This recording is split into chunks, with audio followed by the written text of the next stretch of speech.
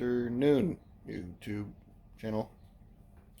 I haven't been updating much in the last little while. Been busy working on my truck and all sorts of other shit. But today I have taken on yet another engine job. Um, I said I wasn't going to do engine jobs anymore, but I couldn't pass this one down. The uh, the stuff was just right. So this engine here, I have in a donor car that's on the other side of that wall. I'll throw some videos of me dragging this thing in. It's out of a 2004 Mazda 6 sedan, and it's got a coil pack and then all the other stuff. It's essentially the same engine block as this 2008 Mazda 3. Now, that Mazda 6 there has had the opposite of this done, so I know this will work. I took a 2008 Mazda 3, stuffed it into that car, which is a 2004 or 5 body Mazda 6 wagon. Same engine as that. But I couldn't get a hold of one of these engines at the time, and now you just can't. So I ended up getting a donor car, which I've been peeling parts off of that one and the other 6 I'm fixing. So I'm going to do the opposite today. I'm going to take this one, I'm going to strip all the Mazda 6 stuff off, take this one, and put all the Mazda 3 stuff on this one and shoehorn it in that hole. So the first things I got to do is take the coil pack off. So I got to take this part here off. It does the spark plugs. I got to take the air breather off, the fuel lines off, and the piping for the rad and the heater core. And the alternator, I think, is already missing. Nope, straight there. So I got to take that off. I got to take the AC pump off and the power steering pump off. Basically all the accessory drives off this one. And take the oil pan off of this one. And then when I take this one off, I just take all the stuff that's off this one and stuff it onto that one. So I got to just basically strip this one and marry it this one. And then take the oil pan off of this one and put it onto that one. The oil pan on this one has an indent for the AC. This one does not. As you can see, the AC lives right there on this one. The AC on the 3s live there. So yeah, you just take the oil pan off, throw it back on. As a matter of fact, that one still has the original oil pan from the Mazda 3 it came from, but the AC sits there, whereas the AC on the 3 sits there. The alternator on that car will sit there. On the Mazda 3, it sits here. The power steering pump, yeah, so the AC's, or the alternator's here. Power steering pump, oh, I don't have one on this one. Yeah, I don't have one. I have an idler. So, yeah, that makes it nice. Yeah. I don't have a power steering pump on this one. Interesting. Unless it's further down. Yeah. So the AC is way to hell down there. Then you got that one. And then you got your idler. So like I said, it's essentially the same bloody engine. It's just this one's got direct coil. And it's still got the perch for the coil pack. So yeah, they all fit. And then it's just got different sensors which have a different harness to it. So I gotta strip the harness off this thing and then shoehorn it in there. And I'm pretty sure I didn't have to change any other sensor or any other thing other than hoses and the wiring. And I've got to pull the starter off of this one because that one doesn't have a starter. I robbed it off for that one when it shit the bed at 40 foot below. But yeah, that's what we're gonna do. So I gotta strip the front end of this one and put it onto that one, and that ought to be fun. The fun part's over. Took my truck, dragged this thing out. It took me less than 2 hours to pull this thing out of the other car. as you can see, it's sitting on a hood. So that's the hood for the other car. I just took the bare minimal bolts off and let the thing hit the ground, and then dragged it in with my truck on the winch, and it didn't give a shit. It grunted a little bit because the battery, I think, on the truck is just hooped. So it takes a bit to get it to go. But yeah, it dragged its dead carcass in here. Now I'm just going to make sure all this fits that car, and hope for the best. It's been sitting for probably 4 years now, or probably close to 3 years now since I've had that car. And I got it shortly after I got that car because I needed parts. So, yeah, it's been sitting for probably about 3 years under a hood in that car, in that carcass, and I've been just moving it around the yard. I have never actually tested to see if it actually ran when I got it. I was told that it was ran or run when it was last parked, and I bought it from a scrapper yard. So it basically drove in there, they punched the gas tank, and then drained all the fuel. So I haven't been able to actually test to see if this thing fires. And now that it's out of the car and I don't have an ECU or anything that to hook it to because all that's gone, yeah, this ought to be fun. So I'm hoping it will work. But I'll get to this, and I'll give you small updates. I'm not going to do time lapse because the camera battery on that is dead, and my jump pack for that I don't think is alive either. But we'll see. Check it out. That's got some weight to it.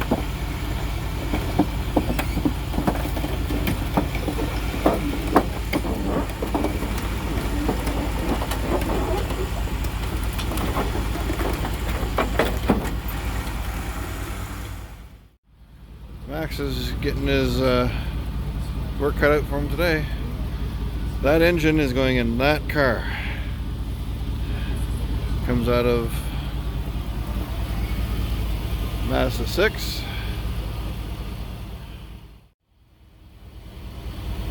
And away we go.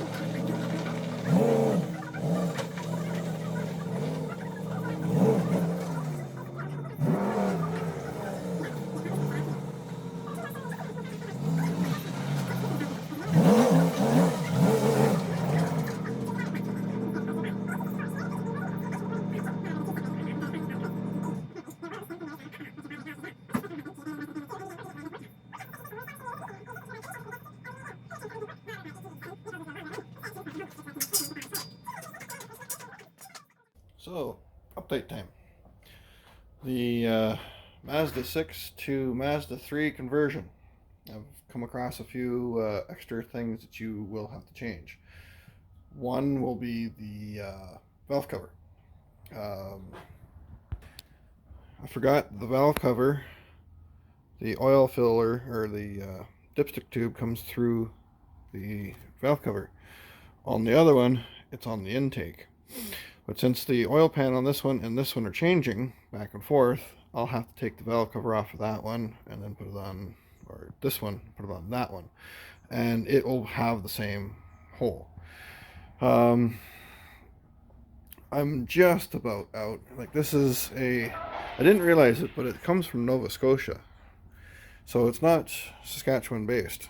So down below, the exhaust pipe is held in by 2 bolts, and they don't look all that friendly. So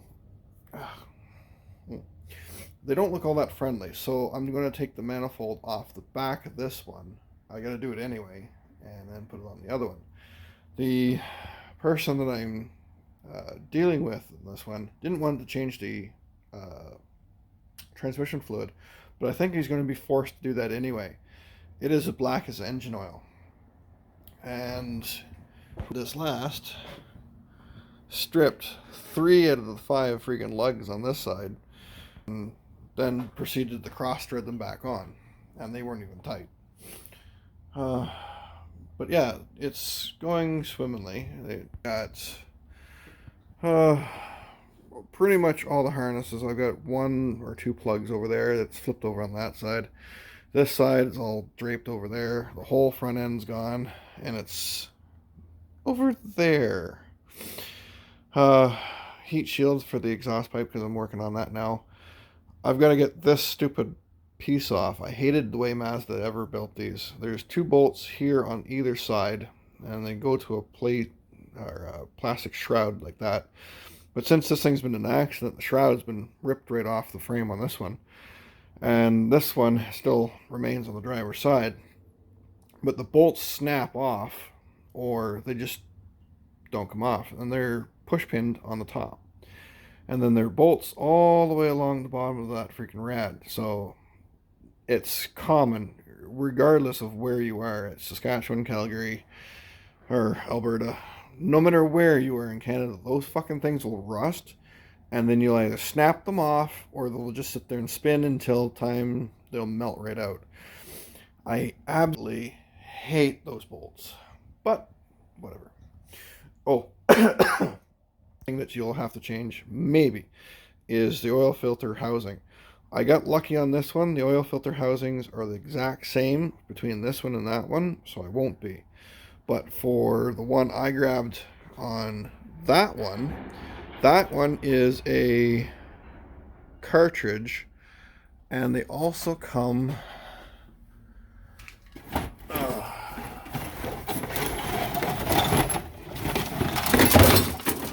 yeah, of course, as a spin-on. So mostly the Mazda 3s are spin-ons. So if you have this particular one, you'll have to change it. It's 4 bolts and the thing falls off. And that normally will be where this one fits. So it's the same 4 bolts. You take, where are you? I can't see. These 2 here, and these 2 here, and then that's basically that. This one comes off a Ford Transit.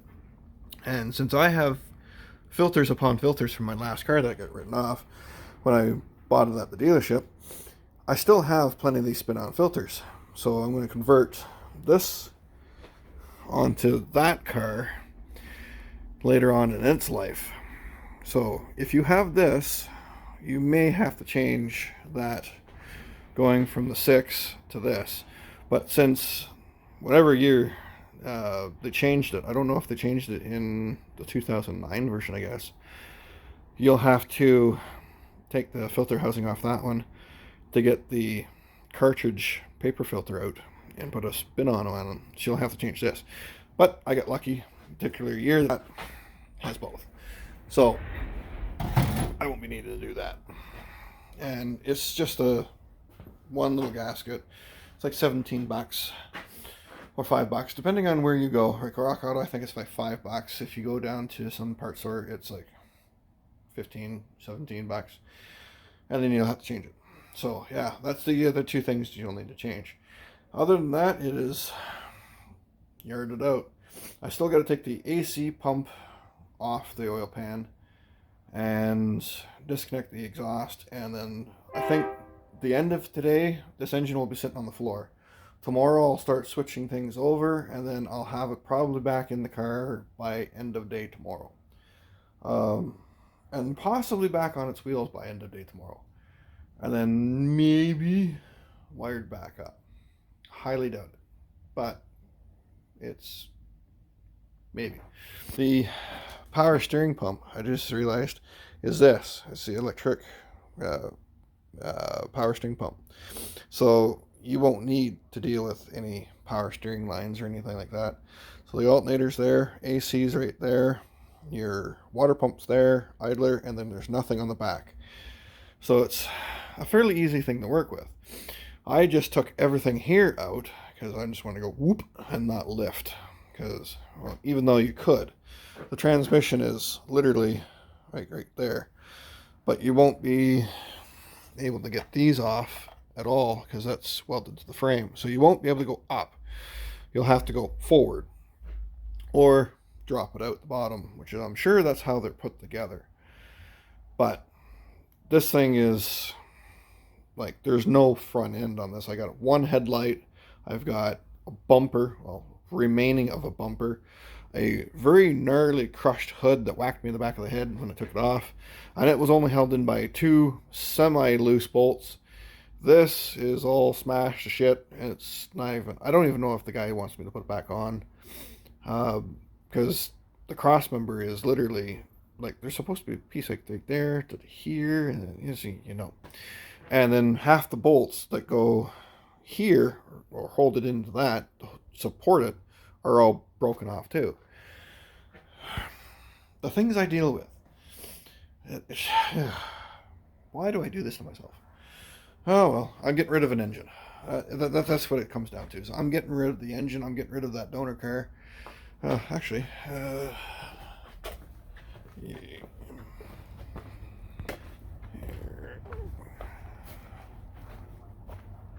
There's the donor car.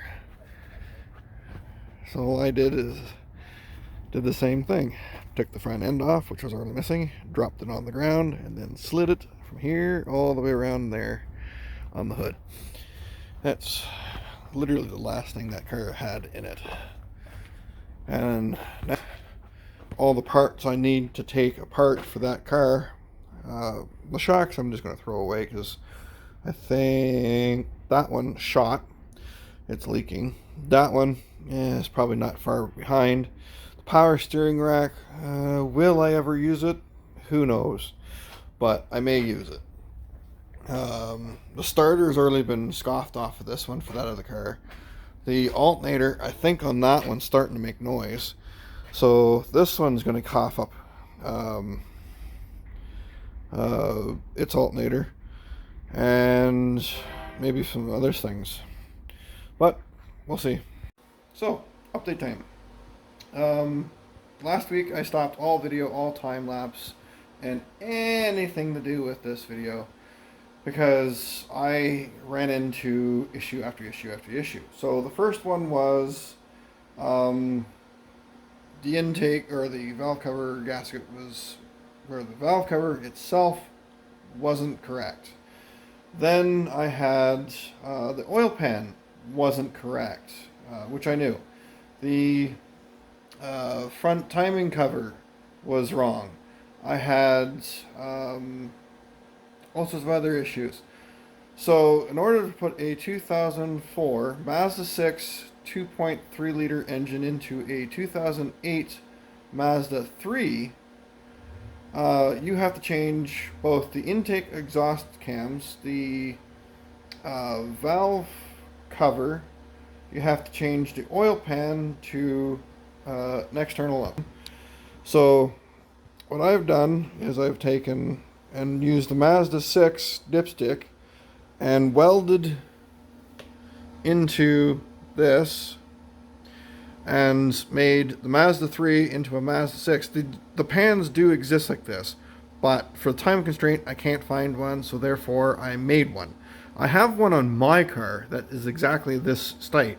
It's a Mazda 3, must have been from an earlier model, Mazda 3 with the AC dent in it, and it has this dipstick tube. So I don't know what year mine was actually. I was told it was 2008, but apparently I'm wrong. So I've had to change the timing chain, the sprocket on the oil pump, the sprocket on the crankshaft, both camshafts, and then retime it all. And it does work. I had just had it fired up. It rattles quite badly. And I don't know if that's the nature of this particular engine, because I have never heard this bloody thing run. It's been in a donor car for ages. I've had it for probably 2-3 years now, and I've never heard it run. So I honestly don't know the nature of the engine. So I don't know if it's was in a wreck or what, and I don't know if anything's hurt in it. But I'm hoping once I get the rad and all the other shit into it, I can get this thing to run and calm down a little bit. I'm hoping it's just sticky valves and whatnot, that it's clattering to life, and there's no oil pressure at the top. But hopefully it'll quiet down. It sounds like it's just top end rattle. But other than that, it is running. So it's the same way to do a 2004 to 2008 as it is to take a 2.5 liter Ford engine. I guess they're all Fords. What am I saying? And put it into a Mazda 3, Mazda 6 of a 2.3 liter. They did the same thing. They reversed the process. They go from 2.5 as a 2010 and go to like a 2008, 2004, and they do the same process I just went through. So if you look up that, that's what I just did. They take both, well, actually, they take the intake cam off. I think they leave the exhaust cam.